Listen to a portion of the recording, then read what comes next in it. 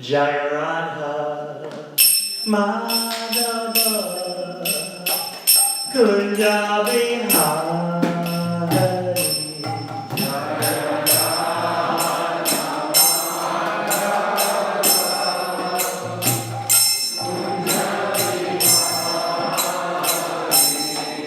Jaya Radha Madhava Kunja Bihari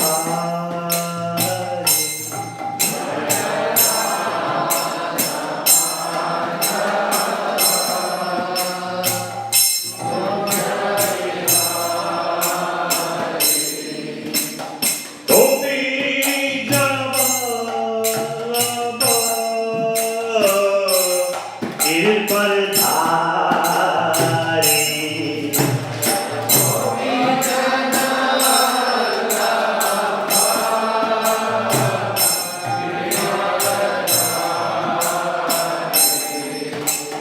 Gopi Jaballabha Giridharidhari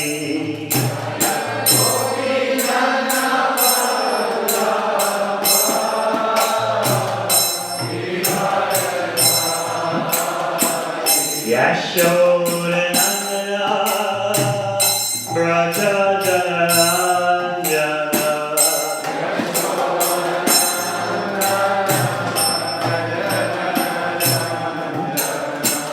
Yamuna Tira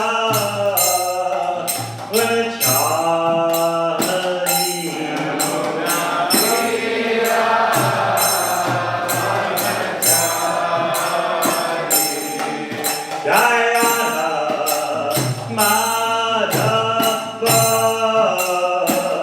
Kunja Bihari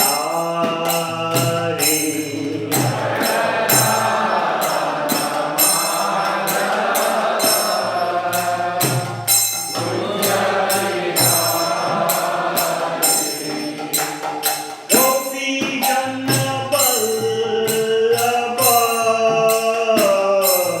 Giridharidhari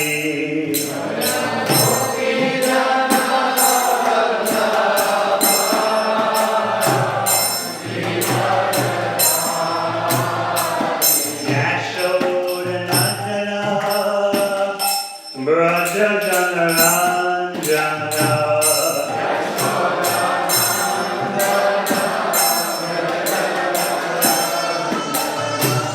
Yamuna Tira Vanachari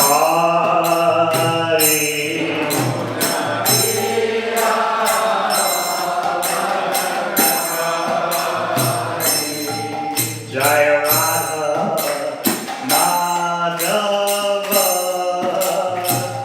Kunja Bihari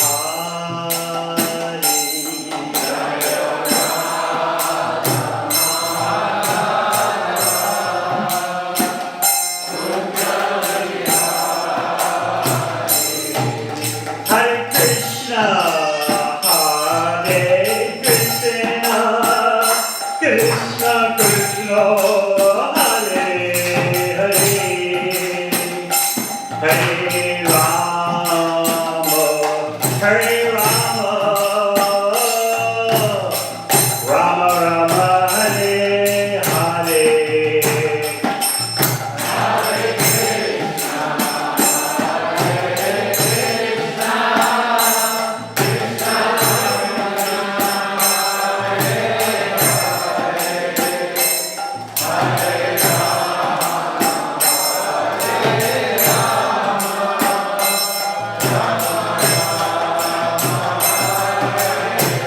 Hare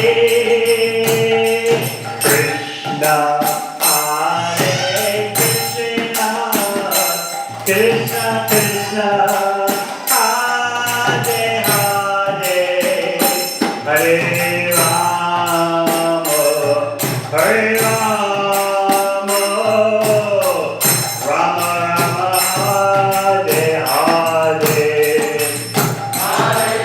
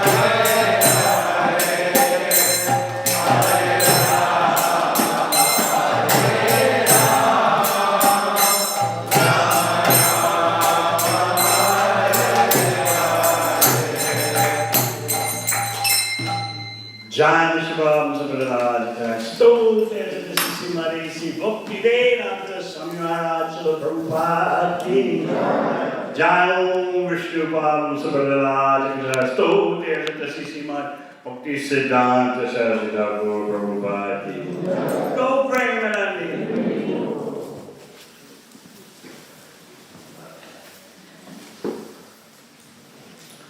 Om Namo Bhagavate Vasudevaya.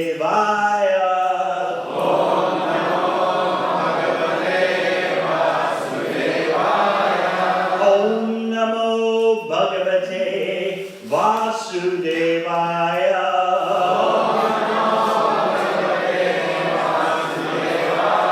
Om Namo Bhagavate Vasudevaya.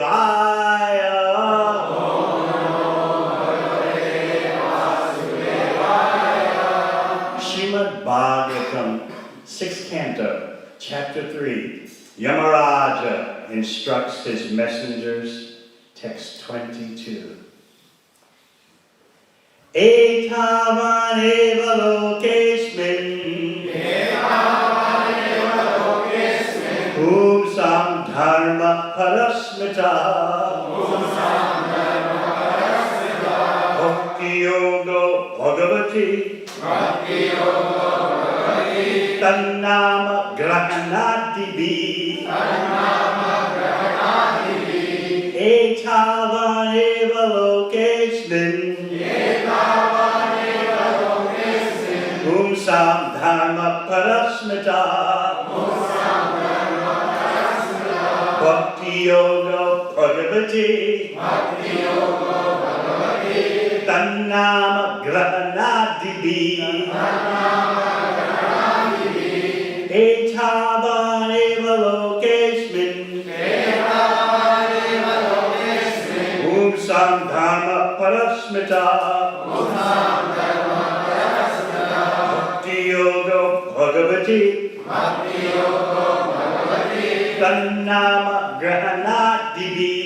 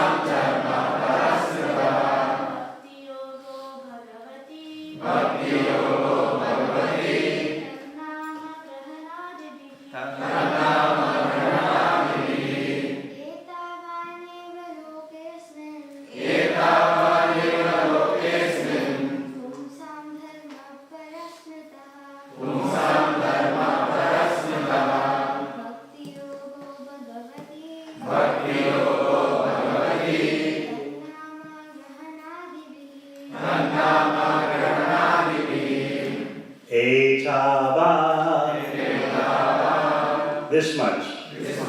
Eva, indeed. Loke asmin, in this material world. Whom sam, of the living entities. Dharma, the religious principles. Para, transcendental. Smita, recognized. Bhakti yoga, or devotional service. Bhagavati, to the Supreme Personality of Godhead. Not to the demigods. Tat, his. Nama, of the holy name.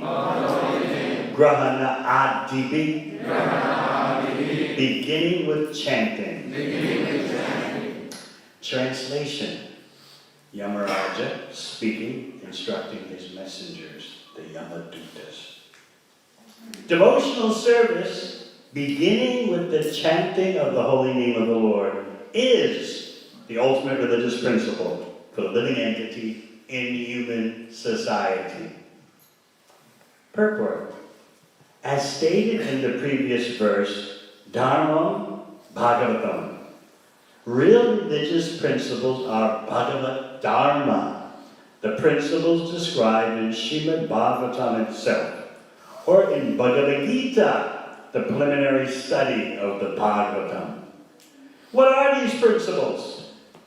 The Bhagavatam says, Dharma Protita Kaitavotra. In Srimad Bhagavatam, there are no cheating religious systems. Everything in the Bhagavatam is directly connected with the Supreme Personality of Godhead. The Bhagavatam further says, Savai Pumsam Parodharmo Yato Bhakti Atokshade. The Supreme Religion is that which teaches its followers how to love the Supreme Personality of Godhead, who is beyond the reach of experimental knowledge. Such a religious system begins with the Nama Grahana, chanting of the holy name of the Lord.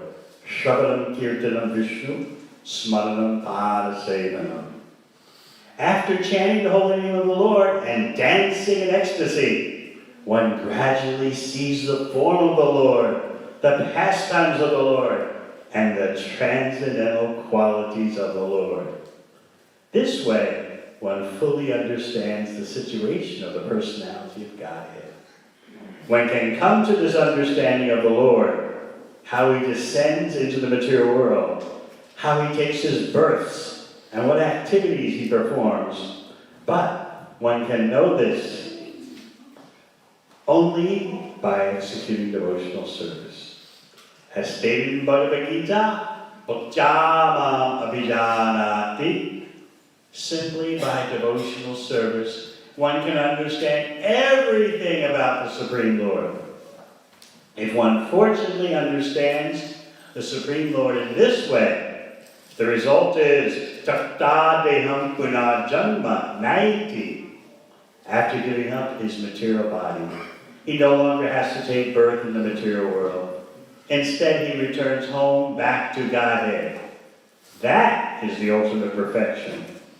Therefore, Krishna says in Bhagavad Gita, Mamupecha Punarjanma Dukkalayam Asashvatam Na Nuvanti Mahatmana Samsiddhim Paramam Gataha.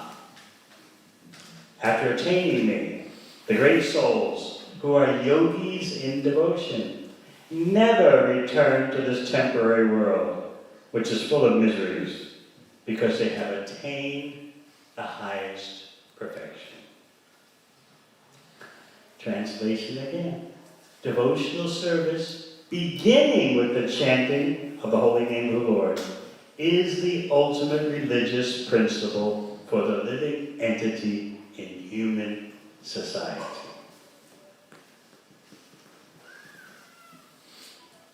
Om Ajnana Timirandasya Jnanam Jana Shalakaya Chakshur Militam Yena Tasmai Shri Gurave Namaha. Jai Sri Krishna Chaitanya Prabhu Nityananda Sri Advaita Gadadhar Srivasadi Gaur Bhaktivinoda Hare Krishna Krishna Krishna Hare Hare Hare Ram Rama Rama Hare Hare. Last week we spoke about the conversation between the Yamadutas and Yamaraja, their boss.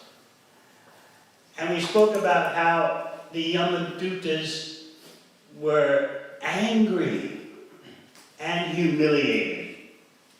So much so that they were even a bit feisty and disrespectful to Yamaraja. We spoke about the confusion the Yamadutas had. We thought you were the ultimate. Do you mean to tell us that there are conflicting Ishwars, conflicting controllers? If that's the case, there are going to be different judgments that contradict one another. What is going on? So, their psychology was a mixture of humiliation and anger. The humiliation was to such an extent that they were thinking to commit suicide. Our life is worthless. What's the point? We're carrying out the order of Yamaraj. That order has been thwarted. This has never happened before.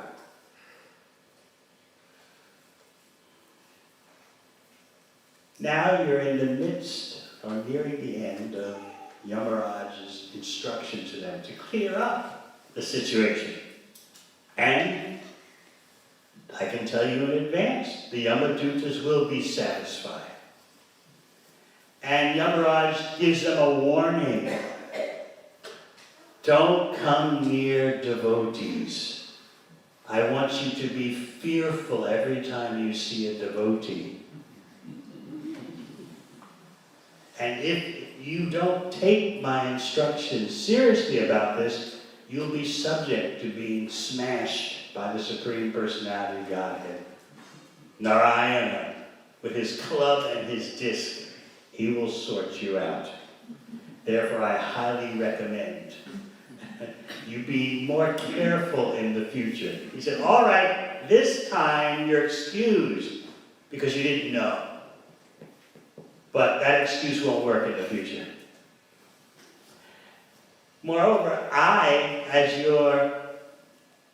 your boss, I'll pray to the Supreme Personality of Godhead so that you'll be forgiven and I'll be forgiven also, because Yamaraj is saying that Yamaraj takes responsibility. He has to take responsibility for what his servitors do.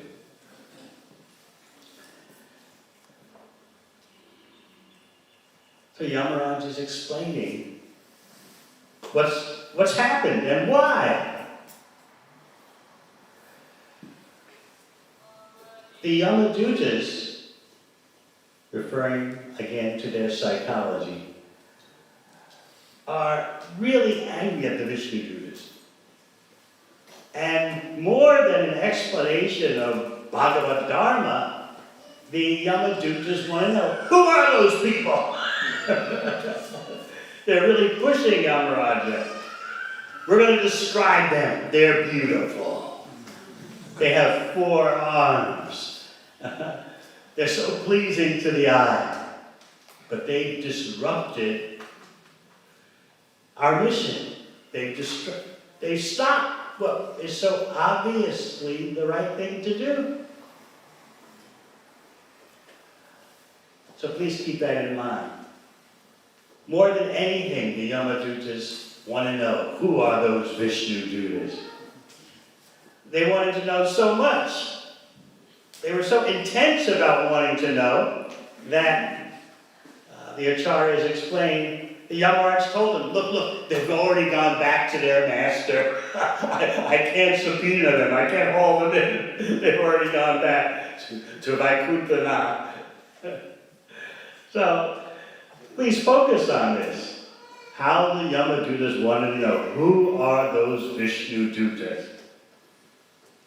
We'd also like to know about the Vishnu Dutas, because they're always helping devotees.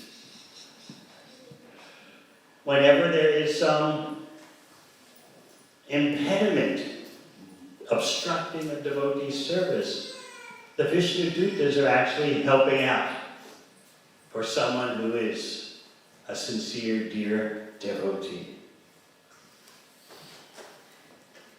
And in his purports, Srila Prabhupada reveals that those devotees who are trying to spread the Krishna consciousness lifestyle and knowledge and perfection, so they're also in the category of Vishnu Dutas. Of course, someone doing the humble service of trying to reconnect others to Krishna never thinks that he or she is great or special. But looked at from an objective point of view, such persons are following in the footsteps of the Vishnu Dutas, according to their capacity, according to their degree of purity. What particularly irked the Yamadutas about the Vishnu Dutas? I mean, Yamadutas were upset about the whole Vishnu Duta package. But there was one characteristic, one trait that especially disturbed the Yamadutas. They told Yamaraj, when those extraordinarily beautiful beings arrived, as we were yanking the soul of Ajamil from his body with our special ropes, Yamadutas, you know, are the fiercest looking creatures, and they carry ropes made of subtle material energy to drag the conditioned soul toward the hellish planets.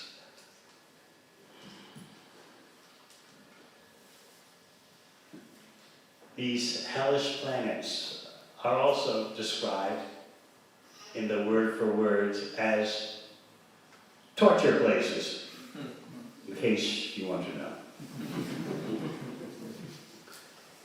So these hideous looking creatures, as we explained maybe a month or two ago here, these hideous looking creatures literally scare you to death.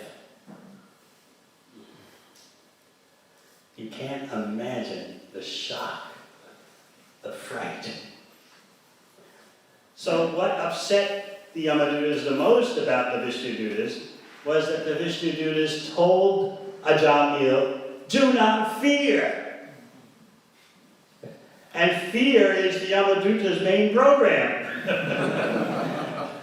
So you can understand that when the Vishnu Dutas, first of all, they look so beautiful. They're from another world, of course, they're from Vaikuntha. Not only their looks, but they told Ajamil, don't fear. What is material life without fear? If there's no fear, then you have no material life. And the Yamadutas are certainly the culmination of a sinful, materialistic life.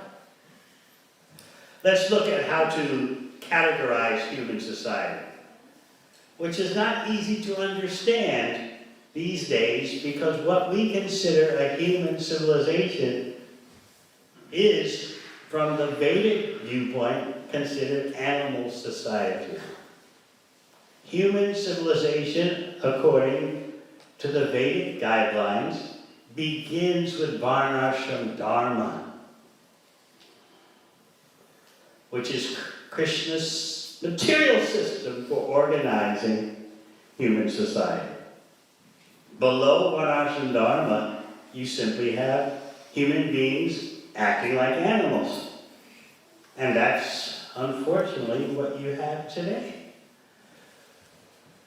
Unregulation, no behavioral codes. Everything is just up to you and how your senses feel at the moment. This is not human life.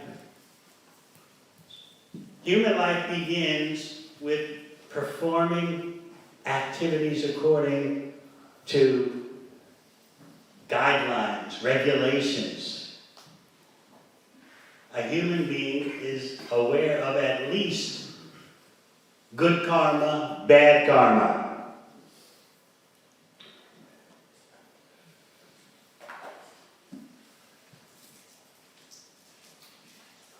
And then, upon being frustrated, as any intelligent person must, upon becoming frustrated with the path of karmic activity,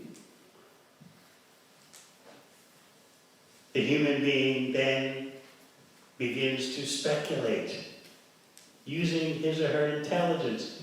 There must be an all-pervading spiritual energy. What's the use of all these transitory material activities? You work so hard and the result is always bitter. There's just a momentary happiness imagined that comes along with material activities. There must be something above this. So you go to the next level of human civilization, which is to become a jnani. To think about and meditate upon the impersonal Brahman, which, as Lord Brahma himself explains, is simply the effulgence of Krishna's body. Higher than that are the yogis, the mystic yogis, who understand there's the super soul in everyone's heart. But the ultimate position in the material world is that of the Bhakta. So it's always good to hear this classification, because we don't have human society today. If you're wondering what is affecting you so much, it is a lack of humanity. Now, last week we spoke about Yamaraja's jurisdiction. The Yamadutas, remember, were mistakenly thinking that Yamaraja was in charge of everyone. But actually, as Yamaraja explains himself, in terms of being an Ishwar, he's kind of a small-timer. He's one of the 12 authorities in devotional service, but that's something else. He's one of the Mahajans. But in terms of his control in the material world, comparatively, it's quite limited. He's not in charge of all living entities. He's only in charge of human beings who have the capacity to understand what is right and what is wrong. And of those, Yamaraj is only in charge of the sinful human beings. He's not in charge of the animals. He's not in charge of savages who have no consciousness of what is right, what is wrong. He's in charge of human beings that have some kind of capacity for rational understanding. This is correct, this is not correct. And if they are sinful, they belong to Yamaraja for judgment. Once we understand where we're at, what is the situation that we're living in? And our situation is very important. You see in the verse, Etavan eva loke smin. Loke asmin. In this material world, we have to understand our location and what that location entails. Just like in Bhagavad Gita, Krishna says, Mamai Vamsho Jiva Loke. Jiva Loka. What is the nature of being in this land, in this loka, this realm of the jiva? It means the jiva is conditioned. Krishna says, Mamaivam, you're eternally my part, but you've forgotten that amidst your priorities and how you live in Jivaloka. And what is the symptom of your disease? Manasastani Vyani Prakritistani Karshati. You're struggling in your conditioned life with the five senses and the mind. And it's a hard struggle. Prakritistani Karshati. Because you're stuck in the oppressive material atmosphere. And part of that oppression is fear. So as we were saying before, without fear, you have no material life. Just think how your fear begins. It's so omnipresent that you may forget about it.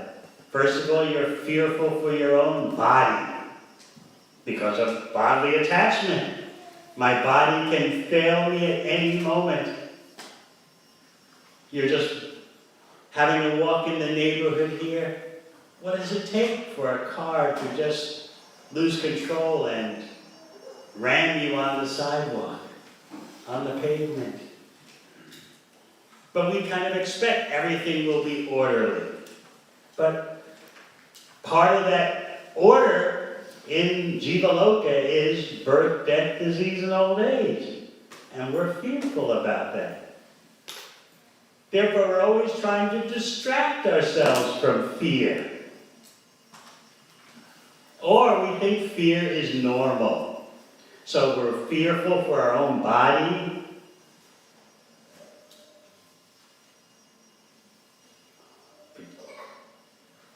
Whatever you think of governmental regulations, people are fearful, so most of them are wearing masks.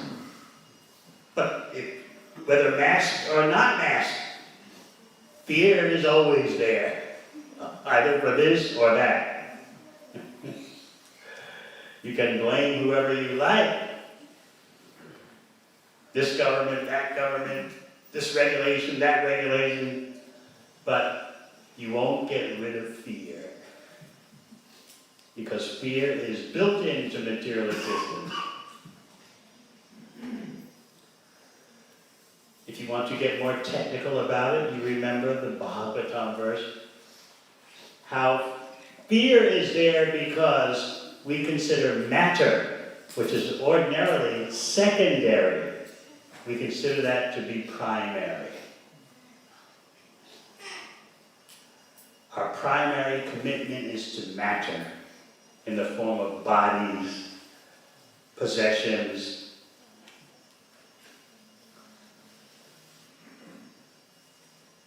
You can count all the ways that fear dominates your life. Economic fears. Fears of your workplace supervisor. Fears what will happen to your family. Fears what will happen to the housing market.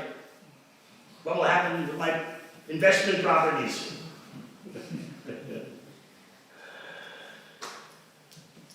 Fear, what will the future bring? Will there be world war? Will there be social disturbances? What will happen to the money? What will happen to my health care? Every step of the way we see this fear.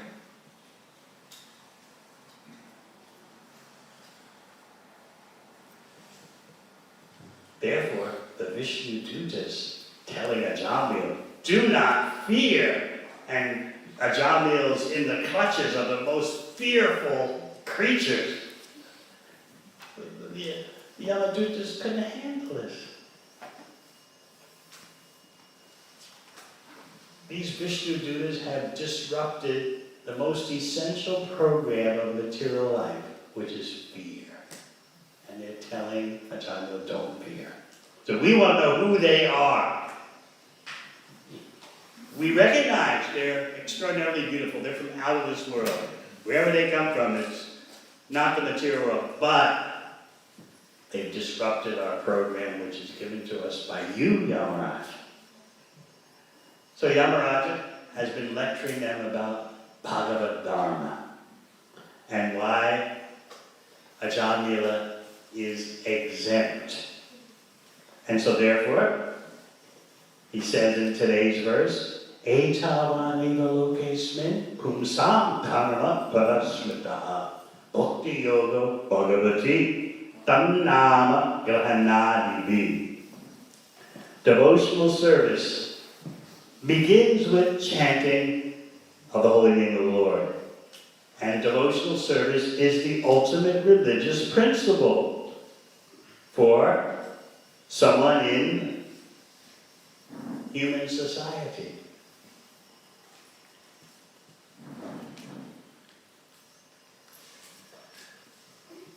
Yamaraj is explaining to you why, even though Ajamil chanted not consciously referring to the Supreme Personality of Godhead, Narayana, but referring to his son, why Ajamil, despite his sinful life, was exempt.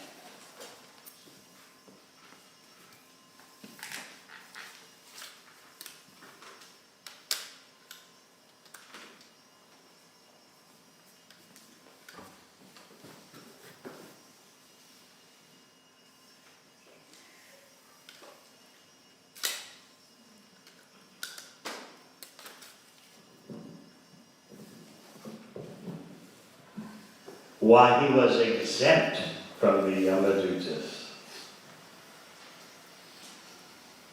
You all know the circumstances of Ajamil's chanting. It was not attentive, but somehow or other, because he chanted the name of Narayana at the time of death, and he wasn't doing it to counteract sinful activities. The Vishnu-dutas came. So in explaining this, in the second chapter of this canto, you find the verse that if this could happen to Ajamila, who haphazardly chanted the holy name at the time of death, what do you think will be the result for those who spend their life chanting with attention? So you shouldn't take Ajamil's situation, what happened to him, as encouragement to be materialistic all your life and then, hey, just like Ajamil at the last moment.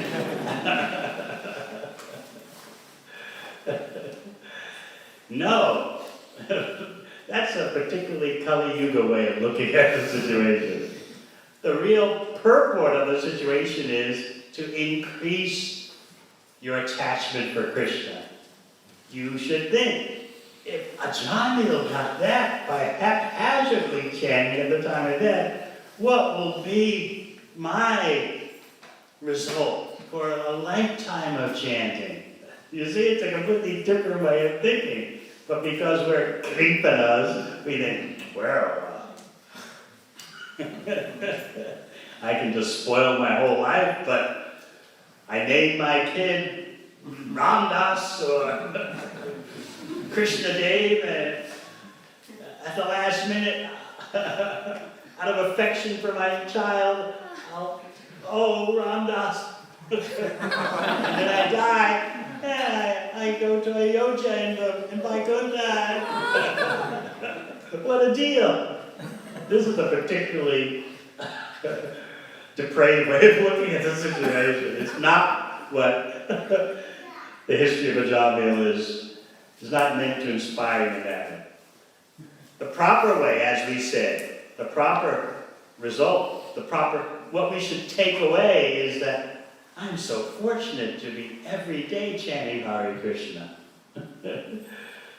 If that happened to Ajamil, who haphazardly chanted, what will Lord Chaitanya's mercy upon me be?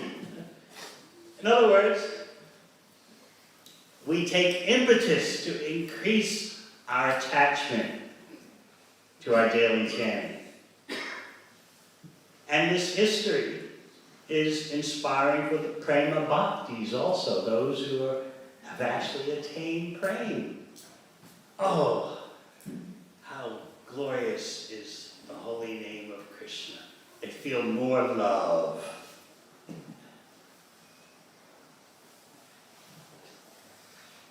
Sometimes there's a phenomenon I hear being discussed by devotees called spiritual bypassing. That you use your spiritual practices as an excuse not to take care of your psychological traumas, your anxieties stemming from the past. We have to be very careful about this labeling of spiritual bypassing, because it is true that chanting Hare Krishna solves all problems. The question, though, is, what is the intensity of my chanting? So we don't want to minimize, while cautioning devotees against ignoring their psychological health. We don't want to risk minimizing the glories of the holy name. That's an offense to the holy name, to consider the glories of the holy name to be an exaggeration. The history of Ajamila is not an exaggeration.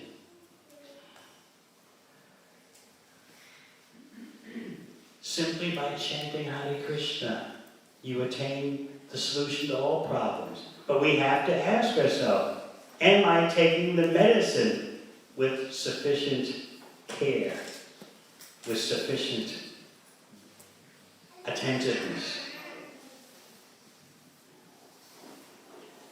And so therefore, sometimes psychological supportive or remedial help is needed, because in today's Kali Yuga, people are so traumatized, so just coming from backgrounds of confusion, whether swept under the rug or not. And so they have to be honest. Chanting Hare Krishna does solve all problems. It will clear up my psychological complexities. But am I chanting with that kind of focus?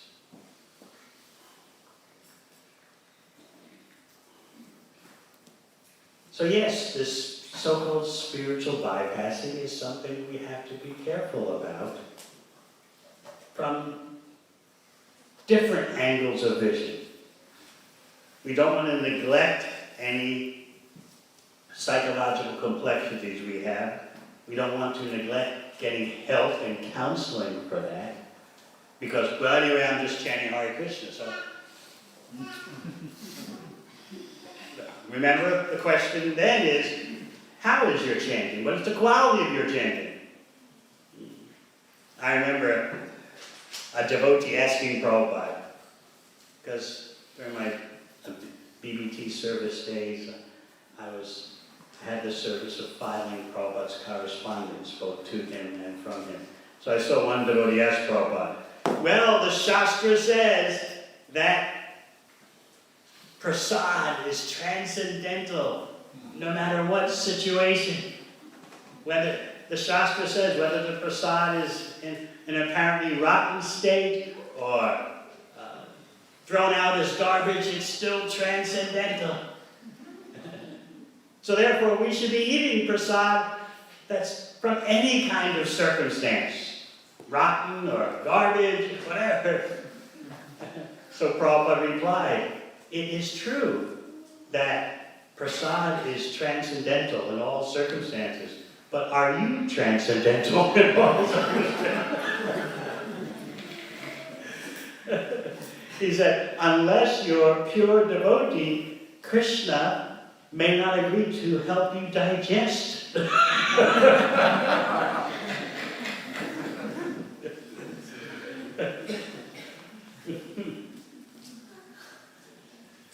So we have to be practical.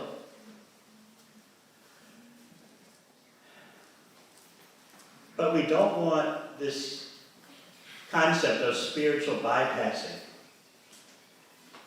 Yes, you devotees are all chanting Hare Krishna, but, it's not enough. You gotta do something about your psychological situation. You have to be careful, because chanting Hare Krishna is enough. But the problem is, as I said, have we sufficiently availed ourselves of that cure-all, that ultimate tonic?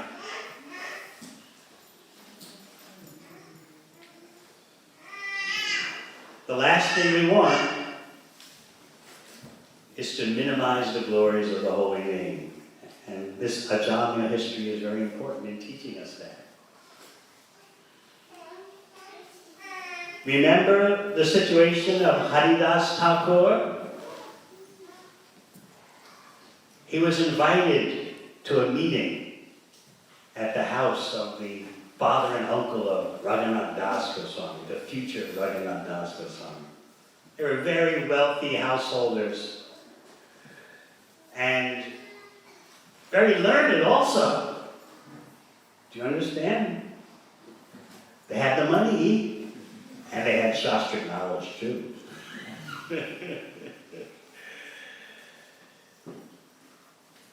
So a dear devotee of Haridas Thakur, Balaram Acharya, appealed to Haridas Thakur. We're having a discussion group at the house of the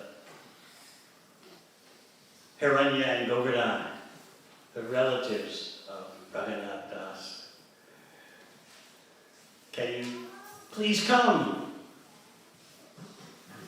And the assembly was very learned. Brahmanas, pandits. As soon as Haridas Thakur entered, everyone began to glorify him. Kaviraj Goswami says they began to glorify Haridas Thakur as if they had 5 mouths.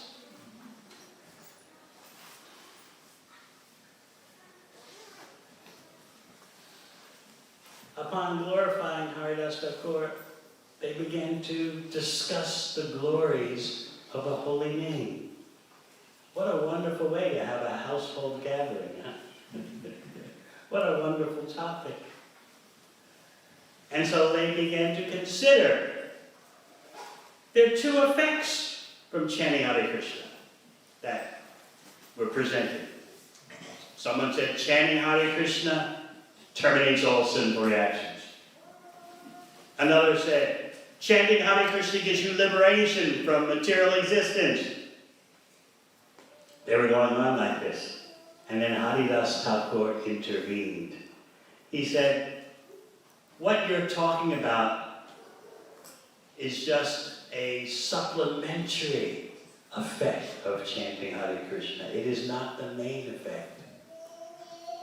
In other words, it is true that chanting Hare Krishna properly terminates all sinful reactions and gives you liberation from material existence, but the main purpose that Haridas Thakur pointed out of chanting Hare Krishna, the main purpose is to develop love for the lotus feet of Krishna. So he explained that. Just think about when the sun rises, when the first rays of the sun appear at dawn. That's enough to send all the thieves and ghosts and rogues into hiding. Just the first rays of the sun appearing at dawn. Similarly, the first rays in your life of offense-free chanting, just the first rays, just a glimpse, finishes off all your sinful activities and gives you liberation. But the main effect of chanting Hare Krishna is love of Krishna. So there was one very handsome and intelligent, learned person in the audience. He had all material opulences, beauty, learning, youth, and he was incensed to hear it. Liberation, he said. Do you realize? He stood up and challenged the assembly, and particularly challenged Haridas Thakur. Do you know how the greatest sadhus, the greatest yogis, spend millions of births trying to become liberated? Trying for absolute knowledge of Brahman. And they may not get it after millions of births. And you're telling me that just by a slight appearance of offense-free chanting of Hare Krishna, you can be liberated? Ha! He couldn't handle it. He couldn't accept it. He made the situation even worse. He challenged Haridas Thakur. If what you're saying is not true, that liberation is easily achieved by chanting Hare Krishna, then I'm going to cut off your nose. And Haridas Thakur calmly replied that if what I say is not true, that liberation is an easy byproduct, supplementary result of chanting Hare Krishna, if that's not true, may my own nose fall off. So the whole assembly was horrified that Haridas Thakur, in their presence, had been insulted like this. So please try to understand the central dynamics of this situation. Not only doubting the glories of the holy name, but actually attacking the glories of the holy name and attacking the person who authoritatively presented the glories of the holy name. This offender, Gopal Chakravarti,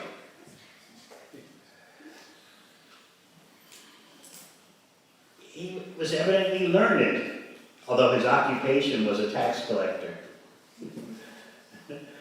You can see the class divisions of Varnashram Dharma are breaking down, even during the time of Chaitanya Mahaprabhu, what to speak of now. This Gopal Chakravarti, handsome and intelligent and learned, was a Brahmana, but his occupation was a tax collector. So you see the confusion creeping in. The confusion in social roles and social classification. So for him, liberation from material existence is the supreme destination. And he couldn't bear to hear that it's easily attained as a byproduct of chanting Hare Krishna. It's not the main focus. He couldn't bear to hear that. Remember the verse by Bilva Mangala Thakur, who said that since I've absorbed myself in Krishna Bhakti, I am absorbed in an ocean of ananda, ocean of bliss, compared to which the so-called happiness of liberation is just like a drop. So we've heard that verse. How many of you have heard that? Raise your hand. Oh, go on. Raise higher, let me see. Okay, one or two. You may read it and just think nothing of it. But let's meditate on the depth of that verse. There's the ocean, and then there's a tiny puddle or a drop. Gopal Chakravarti couldn't get this. He was seeing the glories of chanting Hare Krishna and the glories of devotional service as just some kind of sentiment when compared to the real standard, which is liberation. So he had the nerve to offend Haridas Thakur. And the whole audience was horrified. They dismissed Gopal Chakravarti from the assembly. Get out of here. And they fell at the feet of Haridas Thakur, begging forgiveness for witnessing such an offense. But Haridas Thakur was very calm, and he replied that this ignorant young man is just a victim of speculation. He doesn't understand the glories of the holy name because he lacks devotional service. Therefore, he considers chanting of the holy name to be like some kind of karmic activity. Some people are building hospitals, some people are digging wells, some people are caring for the sick, and some people are chanting Hare Krishna. It's all punya, pious activity. This is offense.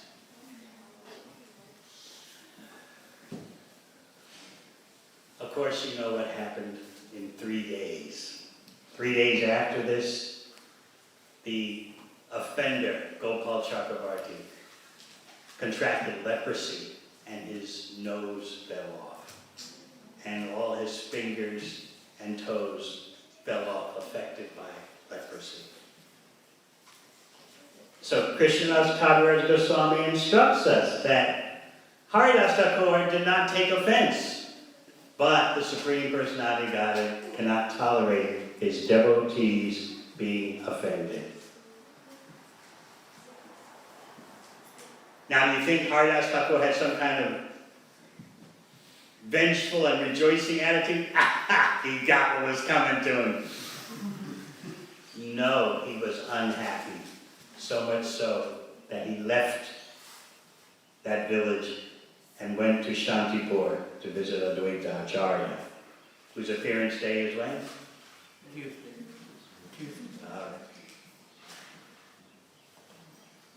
So we learn so much about the proper qualities of the devotee from Haridas Thakur.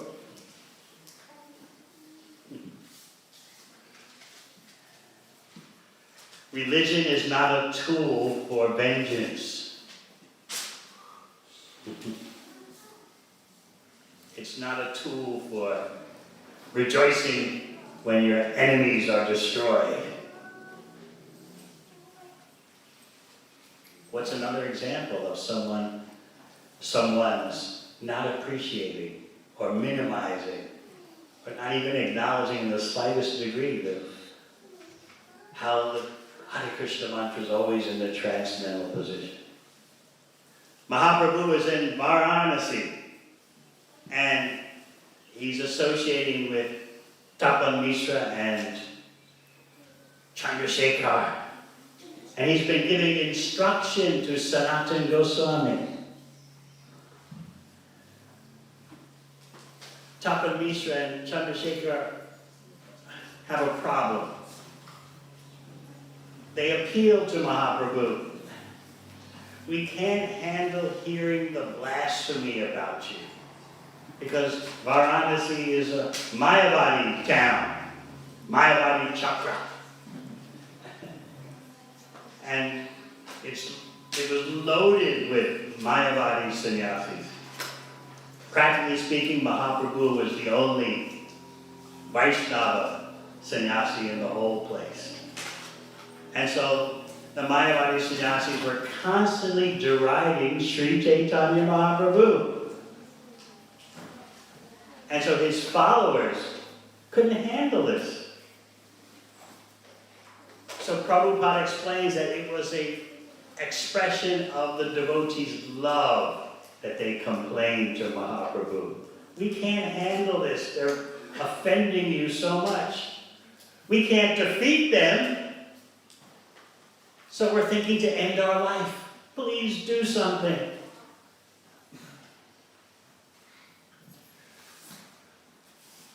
Mahaprabhu simply slightly smiled. That's all. But by his omniscience and his omnipotence, he arranged, he orchestrated for a Brahmana to come to him and invite him to a meeting of all the sannyasis in Varanasi at his home. He knew Mahaprabhu never takes lunch with Mayavadis. He doesn't associate with them. We all know that. But still he came to make a special appeal. This was all orchestrated by Sri Chaitanya Mahaprabhu to relieve his dear devotees like Tapan Mishra Chandrasekhar from having to hear such offenses. Mahaprabhu didn't mind, but these devotees couldn't handle it. One interesting detail is that Tapan Mishra and Chandrasekhar are referred to as Kanishta Adhikaris, third-class devotees, because they couldn't defeat the Mayavadis. Now, just bear in mind, they're part of Mahaprabhu's entourage, so they're acting in this way. So Prabhupada seizes the opportunity to teach us that you need to know what your mission is. You need to understand how to deal philosophically with others. But Tapan Mishra and Chandrasekhar, they didn't know enough, evidently. They were in this Leela, they're acting in this way. So therefore they said, we can't go away. That's one of the three options when you hear blasphemy. Go away. We can't cut out the blasphemer's tongue. We can't do that. And we can't defeat them. So, therefore they appeal to Mahaprabhu. Can you please help us? This is their outpouring of love. It's not a sectarian motivation. It's out of love for Sri Chaitanya Mahaprabhu, whom they know is Krishna, the Supreme Personality of Godhead. So we discussed what Mahaprabhu arranged to happen. He was invited to a meeting, a lunch meeting, where all kinds of Mayavadi sannyasis would be present, something he would never do, but he agreed, just to please his devotees and relieve them of their predicament. So when he came to the Mayavadi gathering, they were so more than impressed, they were astonished by Mahaprabhu's effulgence and his humility. So Prakashananda went right to the point. You're obviously so sublime. You're obviously so great. Your effulgence. Here we are thinking we are Narayan, and you're demonstrating the effulgence of Narayan. We're thinking, we're intellectually constructing ourselves as God, and we're looking at you, and we're seeing such an effulgence that can only be from Narayan, the Narayan we all think we are. But why do you associate with fanatics? Why are you so sentimental, chanting and dancing in the assembly of fanatics?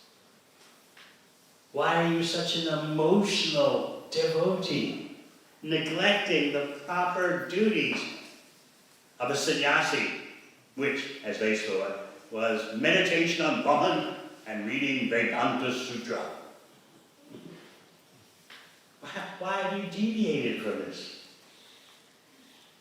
So there was no way that Prakashananda Saraswati had any conception of the value of chanting Hare Krishna. So we have to be careful. We don't want to be in that boat of minimizing, neglecting the glories of chanting Hare Krishna, which do solve all problems. So Mahaprabhu then gave them a lecture on the value of chanting Hare Krishna. Such an ocean of mercy. He's explaining this to Mayavadis. This is the glory of Chaitanya Mahaprabhu. Be careful, because one of the offenses to the holy name is explaining the glories of the holy name to those who have no capacity to grasp it. But Mahaprabhu is Mahaprabhu. And he had already soften them up, so to speak, with a bit of mystic power. After all, he's Yogeshwara, he's Krishna. So he showed an out-of-this-world effulgence. Prabhupada writes in the purport that sometimes saintly persons do resort to a bit of mystic power when they're dealing with unintelligent people. But he said the real mark of a saintly person is the spiritual sound vibration. So Mahaprabhu explained how simply by chanting Hare Krishna you can obtain freedom from material existence. Simply by chanting Hare Krishna you're re-established in your love of Krishna. And Yamaraj is doing the same thing with the Yamadutas. Bhakti Yoga Bhagavati Tam Nama Grahanadi. Devotional service begins with the chanting of the holy name of the Lord. So this is our mainstay. And it does solve all problems. It may take us some time to realize that all our problems have been solved by chanting Hare Krishna. As Bhaktivinoda Thakur says, in all the 14 planetary systems, there's nothing more to be had than chanting Hare Krishna. So our spiritual journey is a voyage of realizing this point, that all I have is chanting Hare Krishna. There's nothing more of true value.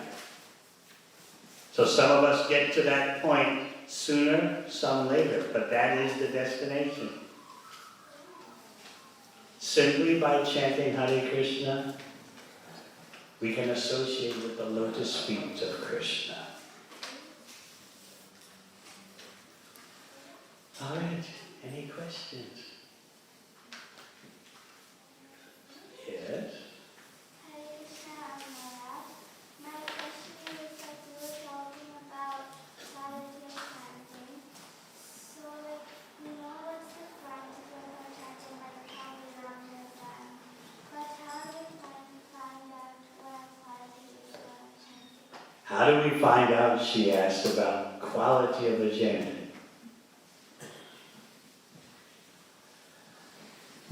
I'm staying at the house of Bhagavad-gita and Sevamrita Devi, and I study their children. And I see the 4-year-old, Kanak. He was playing with some balloons, and then the balloon popped, and he was shocked. For a moment,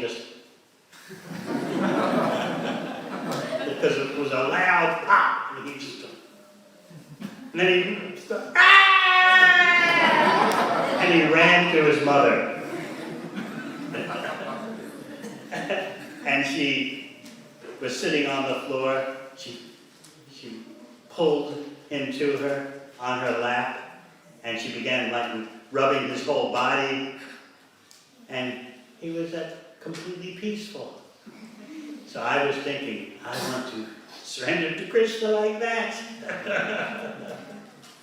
I want to chant Hare Krishna with that kind of conviction. Little Kanai had no doubt. I run to mother, I heard this sound. Pop! I've never heard it in my life, in my long life of 4 years. I've never heard, what is it? You couldn't calculate. He didn't know what it is. So run to mother. She'll solve everything. Running to mother will solve all problems. He had no cynicism, no doubts, no skepticism. So I was thinking, watching him, yes, I want to take shelter of Krishna in this way. Just like a child takes shelter of mother. Complete confidence. Mother's lap will solve all problems. I'm on my mother's lap. Did you used to do that? Not now, right? Anything else? So my point is, that's quality.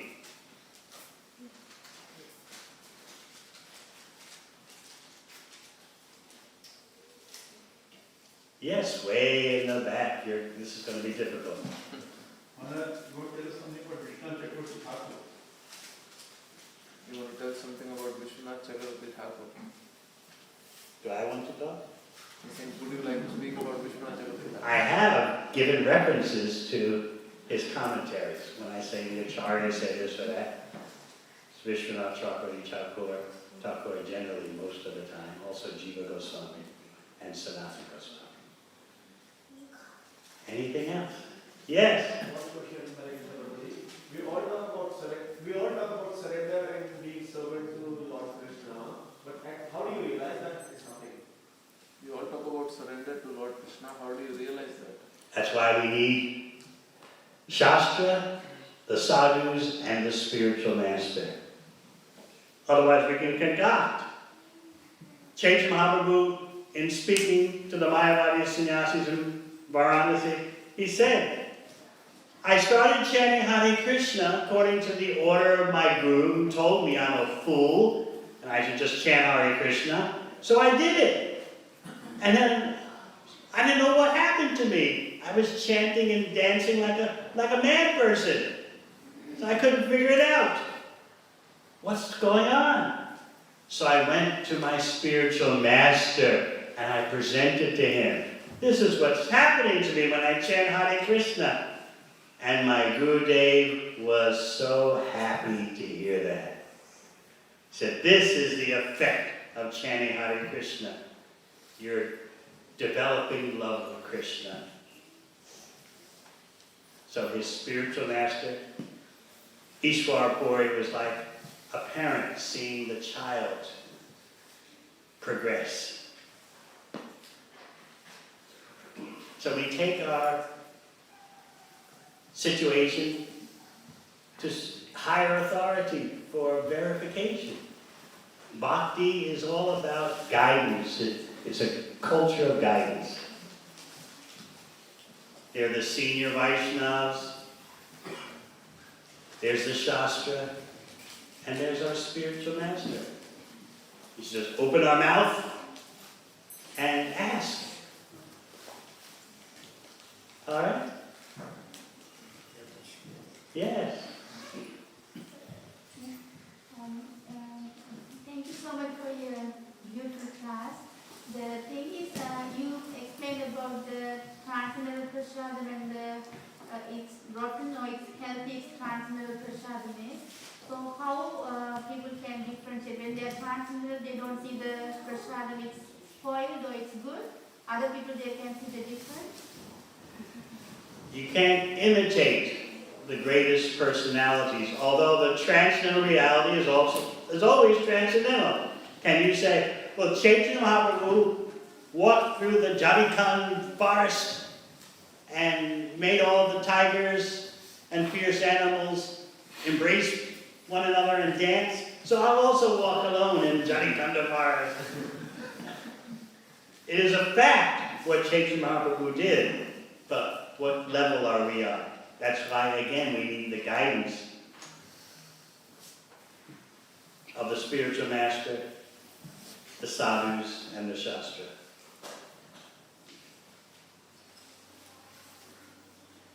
You have to know where you're at. Otherwise, someone will accuse you, spiritual bypassing. You're eating rotten prasad thinking you're so transcendental. Yes, the prasad is transcendental, but are you transcendental?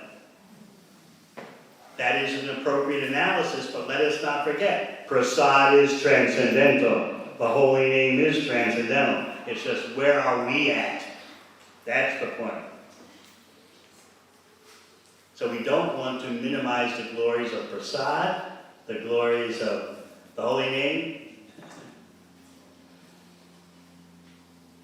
Thank you so much. Thank you so much.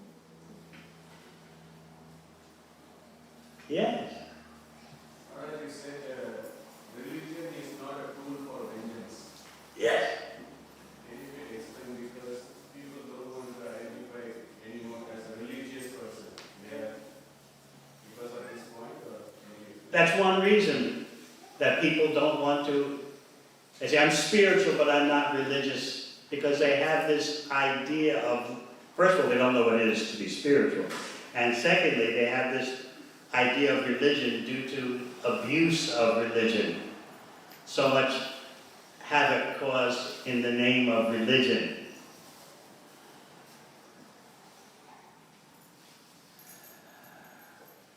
Using religion as a tool for harming others because they don't believe the way you believe. So people see that and they say, oh, that's what religion is, forget it. You would think that Haridas Thakur would have some quiet satisfaction. Gopal Chakrabarti got what was coming to him. You would think that. Just not outright and so forcefully expressed, but some quiet satisfaction. But no, he was unhappy. All this commotion, now someone is deathly ill, and he just left town. So I noted that Kaviraj Goswami explains that Haridas Thakur was unhappy. No feeling of vengeance. The non-devotee is smashed.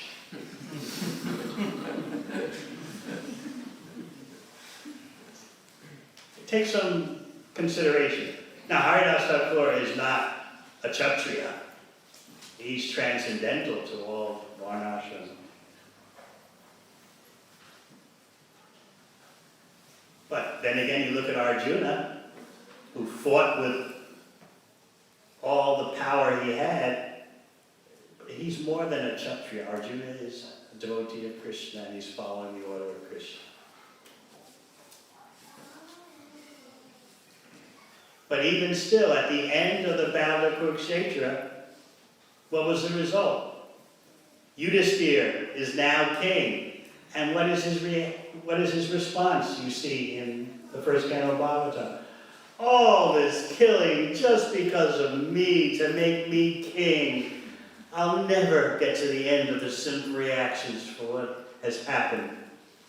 So many women without husbands, so many children without fathers, all because of me. Now, do you remember the injustices done to the Pandavas?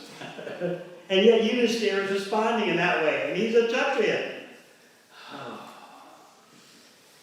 Even Krishna couldn't pacify Yudhisthira. Yudhisthira didn't want to sit on the throne. So Krishna and the whole group of Pandavas went to see Bhishma Dev. The whole purpose was that Bhishma Dev would convince Yudhisthira. So this is Vaishnava. Now let's smash the others and rejoice. Perhaps Bhaktidas can say more about this. He's so.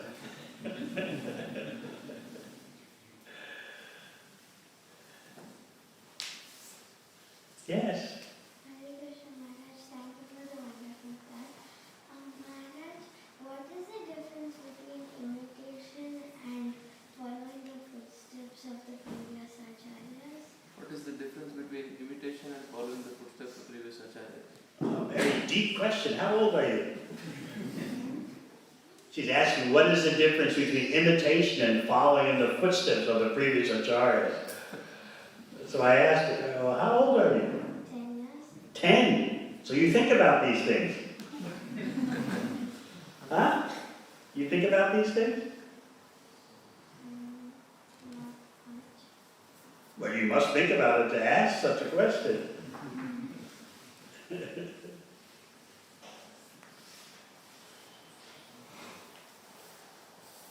So I was explaining about chanting Hare Krishna, how it does solve all problems, but we have to consider what is the quality of our chanting. Not that we mumble our japa and then we have some inner psychological problem. Of course, psychological problems are not inner in the ultimate sense as the soul is, but still, I've got some turmoil and I've been chanting. Obviously, the chanting is not enough. We have to consider the quality of our chanting. That was my point. And recognize that because I'm not on the level of sufficient quality in chanting, I may have to pursue some remedial help, some supplementary material help. Otherwise, imitating, as you pointed out, imitating, well, Haridas Thakur just chanted. I'll just chant. You know, I'm just mumbling my rounds throughout the day, and while I'm on Facebook, I chant.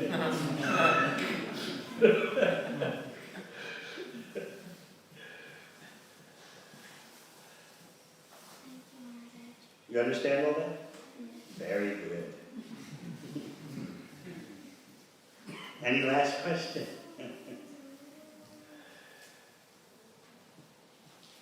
Yes. When you talk about the first point, you should be careful. Yamara is telling that you should be careful in dealing with devotees. But how do we bring, should we cultivate a fear in us that we should be careful dealing with devotees? Or how do we keep that remembrance, that we are dealing with devotees? Yamaraj not only told the Yamadutas, be fearful of devotees, he said, don't go near them.